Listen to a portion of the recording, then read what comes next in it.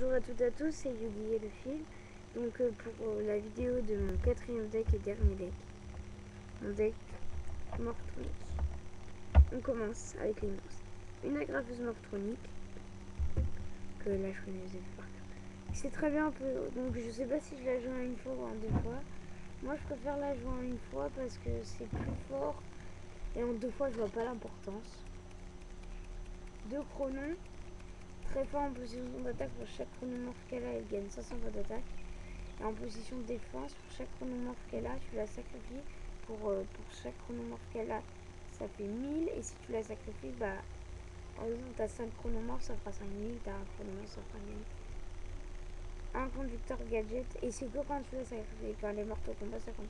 Un conducteur gadget, il fait de noisettes, mais elle est plus. Une lampe morphtonique en position d'attaque au lieu de se faire infliger les dommages chez lui qui se fait infliger les dommages. Et en position de défense, et durant ce tour, on se prend pas de dommages.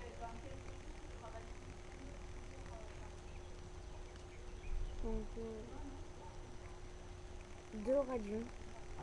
Voilà, en position d'attaque. Qu'est-ce que je voulais dire déjà? En position d'attaque, les zones morphtoniques gagnent 800. En position de défense, les zones morphtoniques gagnent 1000 de défense. Je rajoute une carte, c'est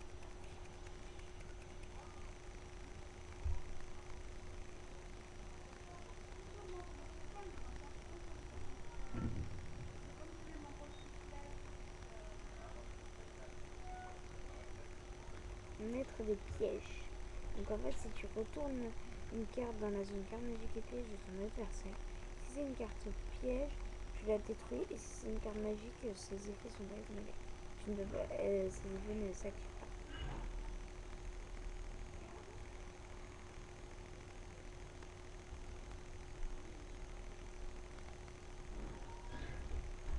Magnéton morphtonique, donc si on est pas en position d'attaque, on peut cibler que les monstres avec la plus haute attaque. Et en position de défense, on peut que sélectionner elle comme autre. Si elle est là, on peut sélectionner pas autre monstre. Un Datatron en position d'attaque, tu l'as infligé 600, en position de défense 300. Une fusée turbo, très puissant. Tu peux donc déjà, si vous l'invoquez normalement, pendant ce tour, tu peux l'invoquer spécialement si un monstre a été attaqué. Je crois que c'est ça. Donc vous m'envoyez un commentaire si je me trompe. 3 planchons. En position d'attaque, les zones morphtoniques peuvent attaquer directement. Et en position de défense, bah, on perd aucun dommage. Et on est obligé que d'attaquer. Donc t'en as deux, en fait, tu peux plus attaquer personne. Une télécommande morphtonique en position d'attaque. En position d'attaque une fois par tour, on peut retirer du jeu un monstre morphtonique dans le cimetière pour ajouter un monstre morphtonique avec le même niveau de votre deck à votre main. En position de défense, on peut envoyer un monstre morphtonique au cimetière et ajouter un monstre morphtonique au cimetière à notre main. En transition, en position d'attaque, elle peut attaquer double. Et en position de défense, bah, elle peut annuler l'attaque. Un point gadget, une remorque gadget, 2 aimants. La deuxième manche. Et son effet, en position de défense, les monstres ne peuvent pas attaquer. Fondon. Voilà. Donc en position d'attaque, on a un téléphone 3. On peut le sacrifier. En position de défense, cette carte doit être détruite, on peut détruire un monstre. Un vidéo, donc c'est les deux mêmes équipements. Donc comme c'est un jeu basé sur l'équipement, c'est mieux de la mettre en 2 fois, mais je l'ai trouvé qu'en une fois. J'ai essayé de l'échanger, enfin personne ne l'a en une fois. Donc, voilà. En position d'attaque, pour chaque dimension, elle gagne 100, et en position de défense, pareil. Un nettoyeur morphtonique très puissant. En position de défense, sur l'équipement, c'est la 0-0. Et 2 téléphones, la base du deck, enfin le moteur du deck. En position de défense, j'ai éteint de l'espace. Là, j'aurais rajouté 2 machines de duplication, très puissant pour invoquer 2 fois, pour invoquer 2 téléphones et invoquer plus de monstres. Un moteur rouillé morphtonique, tu l'équipes un monstre, il perd les points égaux à son attaque, c'est l'extrait. 2 usines de 100 machines, que pour chaque monstre que tu retires du jeu du cimetière, tu cibles un monstre et gagne 200. Donc, une puissance du mage, donc pour ça, elle gagne 500 pour chaque carte magie et piège que vous contrôlez. 2 unités de réparation mortronique. Tu peux reprendre un mortronique depuis ton cimetière à la main.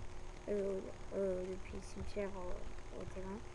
2 plats mortroniques, donc très puissant carte de terrain. Un accélérateur mortronique, tu renvoies une carte de ta main au deck et tu peux détruire une carte. Non, ouais, et tu peux piocher une carte. Une fissure, donc tu dois trouver un monstre avec la plus haute attaque. Un avec la plus faible attaque et en cas d'égalité on choisit. L'unité d'énergie mortronique, c'est bien et c'est nul. En fait, on double une attaque, mais il est pas la même phase et une carte sur pour des unités mortroniques. Un rassemblement mortronique. Attendez.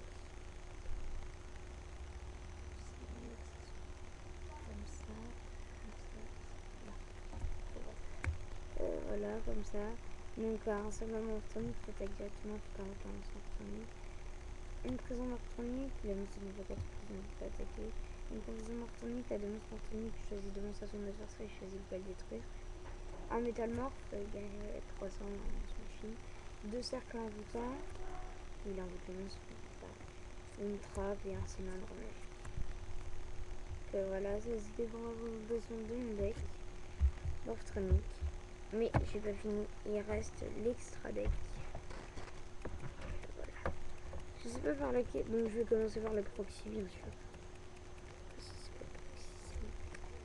Un dragon électromécanique, une grève d'arsenal, un dragon de fer d'étoile, un carré curé 00X Buredo, le shogun d'acier, un euro 39 Utopie, un transporteur Zenmenchi automate et un dragon de Italie. Et voilà. Donc voilà. D'accord. Que salut, c'était Yugi et le film. À la prochaine vidéo. Et envoyez-moi des commentaires si je dois rajouter des cartes dans le deck mortronique. Allez, salut.